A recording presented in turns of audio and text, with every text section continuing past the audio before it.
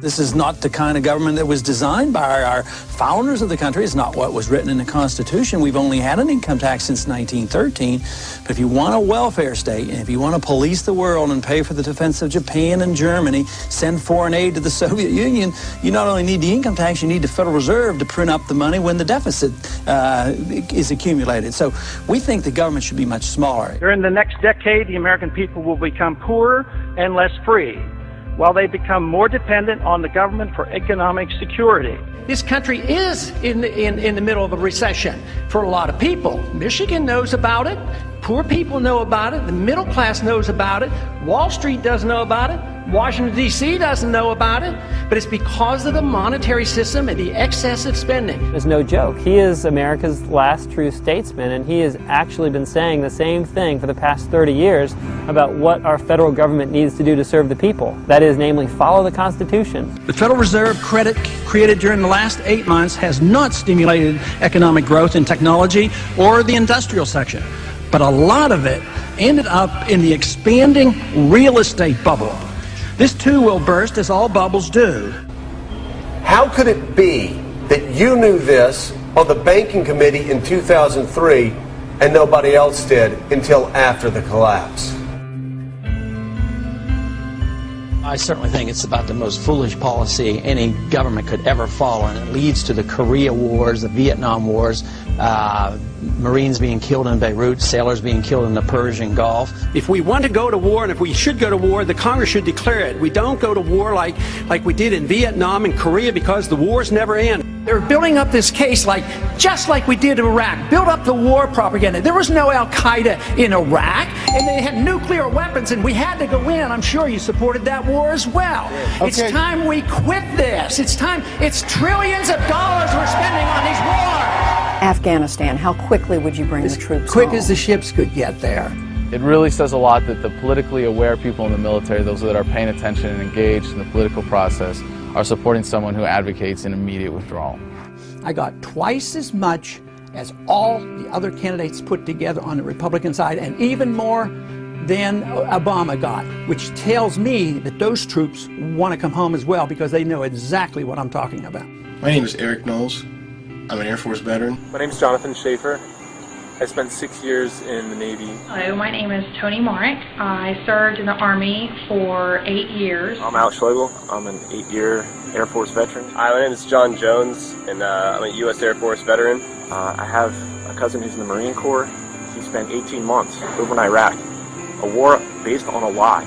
There's great reason to have hope for Ron Paul's candidacy, as he's the only veteran in the Republican primary right now. The only representative in Congress that takes his oath to the Constitution and the rule of law seriously.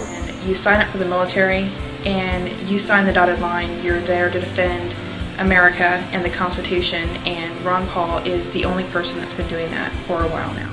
I support Ron Paul because I believe he's the only candidate with the fortitude to actually stand by the Constitution. I took an oath to support and defend the Constitution, and he is the only elected representative that actually takes his oath seriously. I think he's dead on when he talks about the Federal Reserve System. It's only because the government is able to print money to pay for the war that we're able to stay at war. And that act of printing money makes us all poorer. It's been going on and on because we just plain don't mind our own business. That's our problem. During the last campaign, I knew what was happening. You know, they mocked me for my foreign policy and they laughed at my monetary policy. No more. President Obama has 42% of voter support, and Representative Ron Paul, 41%. Wow. I see a fantastic movement at the grassroots. This man brings together people of all races, all socioeconomic backgrounds, all political affiliations, because freedom is truth and truth is power, and we can live and be free in this country if we believe we can. What's appealing about him overall is that he is intellectually honest and that he obviously has a lot of integrity. Ron Paul is at least not a pander, he's sincere. The reason people are worked up about Ron Paul is because they sense that he's genuine, that he's not a sellout that he's not taking money to espouse certain positions like 99% of other politicians. The one guy in the field, agree with him or don't agree with him, who doesn't go out of his way to regurgitate talking points or change what he believes to fit the audience he's in front of. You served, as you said, 20 years in Congress, but you're not going to take a congressional pension. Right. As an obstetrician, you never took Medicare or Medicaid for your patients. Never. I'm personally endorsing Ron Paul for President of the United States for 2012. A lot of stuff he says makes perfect sense. Mainstream is moving in the direction that I have been talking about for a long time. And everything he has said has been truth. And a lot of stuff Obama has said has been lies. I will promise you this, that if we have not gotten our troops out by the time I am president, it is the first thing I will do. I will get our troops home. We will bring an end to this war. You can take that to the bank. So does that mean you can tell us today that you will not change the 16-month timetable? I like Ron Paul. I think he's a cut from a different cloth than the rest of those people who are, of course, selling their souls to the corporate interests who back them. I believe that abortion should be safe and legal in this country. I will preserve and protect a woman's right to choose, and am devoted and dedicated to honoring my word in that regard. I will be a pro-life president. He came to Austin as a Democrat, and then he ran into Karl Rove, and Karl Rove whispered in his ear, he said, look, you're a good-looking guy, your politics are kind of conservative. It was easy for him to make the switch. They represent the status quo. And this is what excites so many people now. They're sick of the status quo. Suddenly, a lot of people who love the country and haven't voted precisely because they feel like it would be an insult to the great history of this country to vote for one or the other criminal, are so excited at the prospect that, wait a minute, maybe the country can be saved after all. I do think you should value people who speak from the heart and who tell the truth. And you should also value people who honor the vision of your founders and respect the most sublime constitution devised by human intelligence. We want an America full of principled people. Not people who say one thing and do something else. Say anything to get elected, but who say what they mean what they say, and they live their lives by those principles.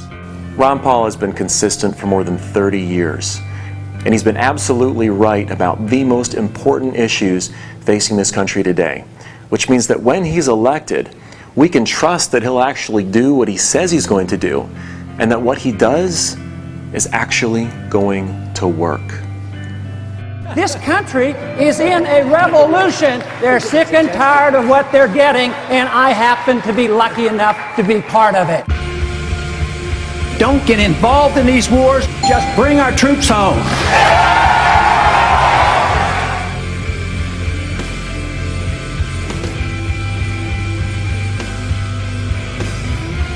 There is absolutely never a reason to give up 1 ounce of freedom for the sake of security. It won't work.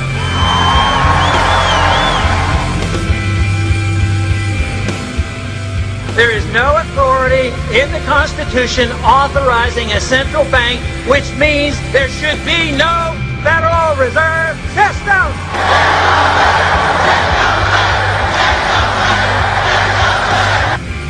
An idea whose time has come cannot be stopped by any army or any government.